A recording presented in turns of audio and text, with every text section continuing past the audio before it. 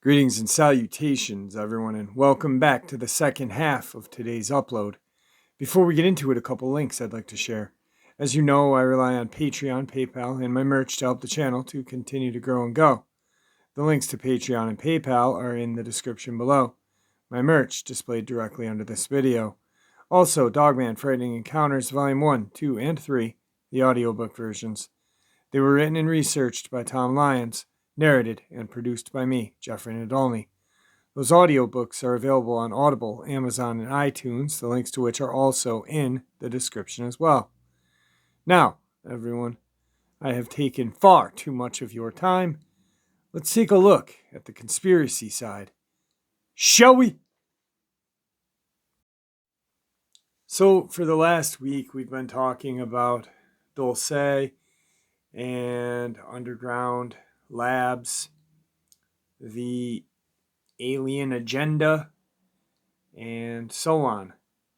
Now, it's kind of weird if you think about it. The locations chosen by these other worlders,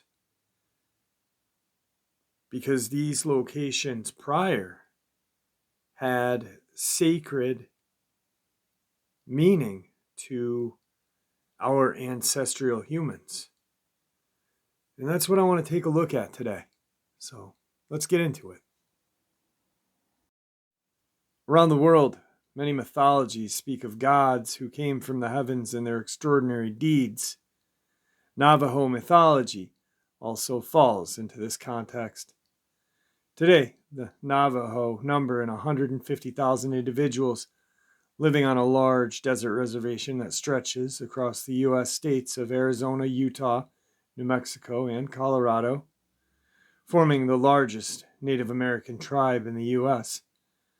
The Navajo Indian Reservation is larger than France, and Navajo mythology offers many fascinating insights into their culture. People say that in the distant past, when humans and animals had a common language, there was a first dark world lit by fires burning inside of incandescent craters. From here, the insect people departed for other worlds, such as the world of birds and locusts. Therefore, this narrative involves journeys to unknown worlds through portals and through other dimensions and their fascinating cosmic evolution. In the fourth world, the first humans of the Navajo people were created, a myth that explains the mysterious origins of people. The crossing of the worlds by the first beings represents the journey towards the luminous world from the surface. As for the other worlds, these were destroyed due to a lack of respect for laws given by the gods on coexistence with others, with those of the same people, as well as with those of other peoples and other civilizations. As in other mythologies, the rules given by the gods must be respected to avoid destruction. But there is also forgiveness that allows a new beginning in a new world. Navajo mythology speaks of the existence of several worlds. Therefore, before the discovery of other planets, the Navajo accepted the idea of the existence of other worlds animated by life and other civilizations. According to Navajo myth, the peoples of the bees, ants, dragonflies, beetles, crickets, and flies lived in the first world. The appearance of the idea of flight in this world is explained by the legend of the dragonfly that made wings and began to move them, rising from the ground. He flew into the sky, and the other beings of this world followed his example, beginning to fly as well. Wanting to escape from this first world of hot craters to colonize other worlds, its inhabitants flew to the highest part of their world, looking for a way out to the sky. Still, the sky was solid at that point, and they had to search until they saw a blue light with a blue head coming out of it. which was the crossing point or portal to another dimension. In this way, the inhabitants of the first Navajo world managed to cross over to the second world, where the war against the birds began. The second world of the Navajo mythology was completely blue and inhabited by birds. The bird people did not allow the other people of the first world to settle in their world. Due to the famine, the war with the birds began and the insect people were massacred. The remaining insects flew once more in search of a new world in which to live. Again, they found a portal in the sky and reached the third world, where everything was yellow and where the locusts lived. Here, people lived in peace and harmony, accepting each other and getting along. Eventually, however, a conflict caused the locusts to drive off the newcomers. Accompanied by 4 locusts, they departed, again through a portal, to the fourth world. This new world, the fourth world, was black and white, and was very bright. Here lived the deer and wild turkey, and the Cassini, strange humans who knew how to build houses and cultivate the land. This world was very large and contained many mysteries. So up to this point, you can look at the fact that Navajo mythology refers to a multitude of worlds and moments of transition. These include when a world can become uninhabitable, the need to leave a world for civilization survival, portals, wars between inhabitants of various worlds, alternate dimensions, and other things that are currently represent topics of the study for science. In Navajo mythology, the gods have a human body. According to them, there are white bodies, blue bodies, yellow bodies, and black bodies. These holy beings revealed themselves to the insect people, but in an incomprehensible sign language. Therefore, the language of the gods was based on signs that were different from the sign language of the insects. Finally, seeing that they were not understood, the gods addressed the insect people through spoken language. They announced to the insect people that they would soon create humans who would look exactly like the gods themselves. According to the promise, the gods would return in 12 days. The insect people prepared themselves, and the gods returned. On a deerskin, the gods placed 2 ears of corn with the tops facing east. After the action of the winds, the first woman appeared from the yellow corn, and the first man appeared from the white corn. As for the wind, it brought life, entering through the head and leaving through the feet, which represents the same vital force that humans possess.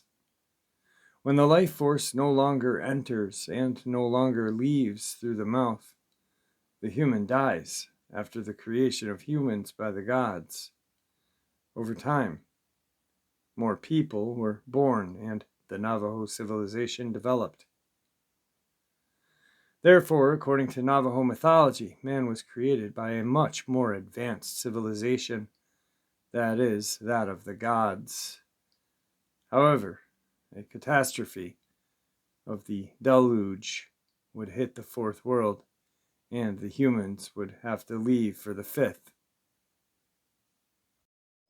The fifth world of Navajo mythology. As the floodwaters rose, living things had to climb a system of ladders into the sky. The humans had to find an opening in the solid arc of heaven, a crossing point into the fifth world. Finally, a portal was created, and the beings were able to cross over to the new world. Arriving safely into the fifth world, the first people huddled together closely on an island located in the middle of the lake. Surrounding the lake was land, but they could not get there. Then, the blue body god, who had brought 4 stones from the fourth world, threw the stones in 4 directions. In this way, the waters of the lake drained through the holes made by the stones until a muddy road emerged that linked the island to the land. So the gods carried out a kind of terraforming process, literally an earth accommodation process to make the fifth world habitable for humans. The trail was muddy, but the wind came to help dry it out. In this way, humans could reach the land. Then the humans, along with the blue core and the black core, modeled the mountains using soil taken from the sacred mountains of the fourth world. So, by using materials brought from the fourth world, the fifth world was prepared and modified in such a way that it would correspond to living needs of humans and other beings. When the first winter came to the land of the deer, all living things began to suffer from the cold. Among these was the coyote, who thought that he would not suffer so much any more if he could get a spark from the mountain of fire. A very interesting element appears here, because many ancient mythologies and legends speak of these mountains of fire. Coyote managed to convince the woodpecker to fly over the mountain of fire with a bunch of twigs in his talons. When the sparks jumped on the twigs, they caught on fire, and the woodpecker would bring the fire back. But he had to avoid the fire people, who could see him and shoot him with the fire arrows. Having reached the top of the mountain, the woodpecker saw the two monsters assigned by the man of fire to guard the flames that resembled two giant flies. Since the eyes of these monsters never closed, they noticed the woodpecker and shot sparks at it. The woodpecker dropped the bundle of twigs and flew back after his failed attempt. The hawk went to discover who the guardians of the fire were. He studied them in detail during the flight and returned to tell the others. After hearing the description of the monsters, Coyote decided to try and bring back the fire himself. He asked the birds to tie a bundle of twigs to his tail and left. Having reached the mountain of fire, the coyote managed to fool the two monsters, blinding them. Then, as the flames rose to the top of the crater, he slid the bundle of twigs through the fire. These ignited, and the coyote was able to return the fire. This bit of Navajo mythology is interesting because many mythologies speak of mountains of fire or mountains of metal. In general, it is said that metallic gods dwell within the mountains. When they have reached the human world, these mountains are guarded by monstrous beings, the guardians of the gods, and the moment the gods wish to leave, they disappear along with their iron mountains. As far as the mountain of fire from Navajo mythology, this could have been just a simple volcano, but it could also have been more than that. It could have been a place where another more advanced civilization was hiding, which was unknown to the humans and had the two monsters as guardians. Only one thing is for sure: the truth can never be known exactly in the worlds of the origin mythologies. In the southwestern United States, we have evidence of what appear to be modern everyday descriptions of the reptilian alien race. The majestic plateaus and rugged mountains of the southwestern United States are home to many Native American people, including the Navajo, the Zuni, the Town, the Hopi, the Apache, beings like ants and like snakes. These tribes have many different beliefs, but their creation myths share something quite remarkable. They all share the belief that they came from the earth. The Apache and the Pueblo and the Zuni and Hopi have a legend that they emerged from an underground world into the world today, and some of the people to the southwest went back underground for safety. The Hopi of Arizona say that their ancestors escaped a deadly storm of falling stars with the help of the serpent people, who took them to shelters deep within the earth. Today we know of another Hopi legend that speaks of ant people who protected them from storms of ice and fire. The Hopi survived cataclysms by living in the underground world with the ant people for a period of time, and eventually came out of the underworld back to the surface world. Today, the shamans and Native American elders will tell you that before these people were able to emerge off planet Earth, they were brought here by the star people. These star gods, who according to them and their beliefs came from outer space. For decades, stories of encounters with UFOs and extraterrestrial beings have been told among the people of New Mexico's Jicarilla Apache Reservation, near the town of Dolce, where there is a supposed underground facility where aliens and humans work on various projects together, nestled in the shadow of 9,000-foot Archuleta Plateau. It is on that plateau and on that mountain that people claim to have seen UFOs flying off the mountain. And even today, Mexico is one of these places where the most UFO sightings take place. There is no doubt that there is something in this part of our planet that attracts these extraterrestrial visitors. Some of the aliens in these stories bear an uncanny resemblance to the ancient tales of ant-like and serpent-like beings from the Hopi legend, and bear a strong resemblance to today's depiction of the reptilian extraterrestrial race. One thing that is strange for sure is the amount of military traffic over Dolce. The unmarked black choppers, the high-powered chinhooks, all of them spending much more time on Dolce than they should if nothing was going on there.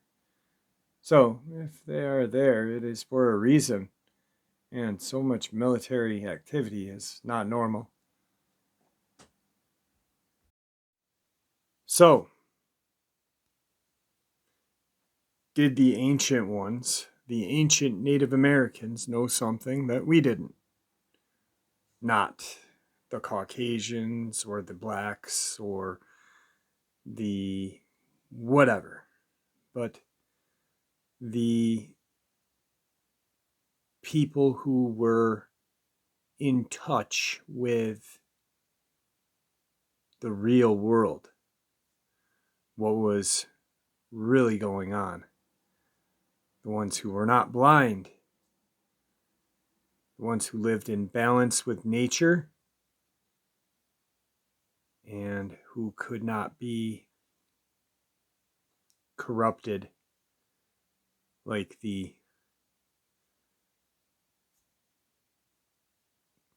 humankind of today. The elite 1%. It's kind of funny. If you think about it, as much as we dislike them,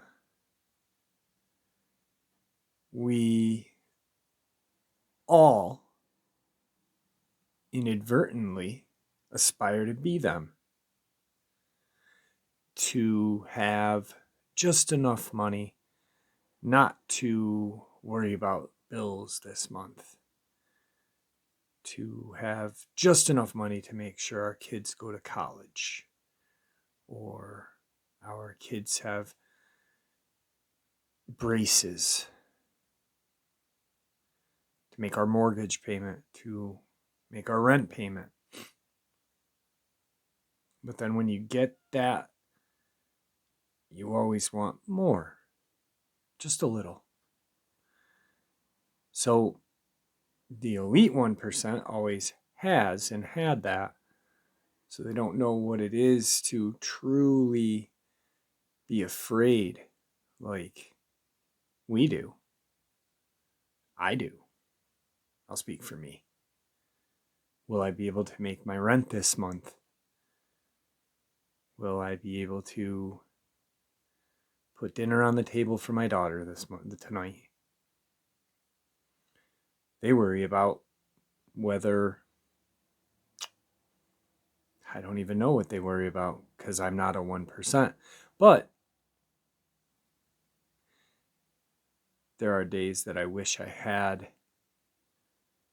that much money. But then my soul would be corrupted, wouldn't it? And then thinking back to the ancient ones,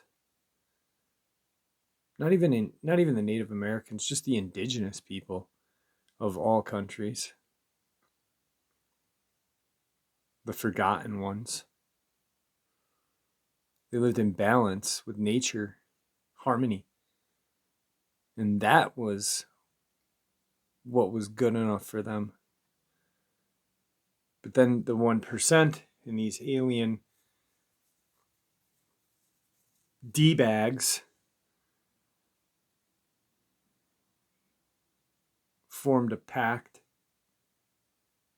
And now we struggle on a daily basis. I struggle. I'll speak for me. I'm sorry. I struggle on a daily basis, as do many of you. And now our only God is money. Well, not really. But money is what makes the world go round, unfortunately. Even the most spiritually think about money. I wonder how many people that are spiritual and religious think more of money than God on a daily basis. And that's because of these elite, alien D-bags. I don't know. Anyway, be kind to each other. May the Great Spirit watch over us all. May He guide us down that path that we call life. Till tomorrow, my friends.